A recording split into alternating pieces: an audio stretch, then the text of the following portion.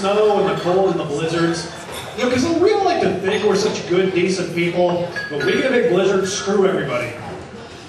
Don't lie to me, you've all done it. You know, camp out in front of the fireplace, staring out at 20 below wind chill and 8-foot snow drifts, just thinking, damn, man, a person could die just stepping outside tonight.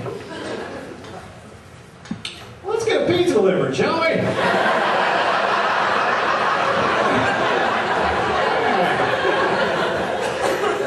Me and my SUV are standing. Let's get that 16-year-old minimum wage delivery boy out there, shall we?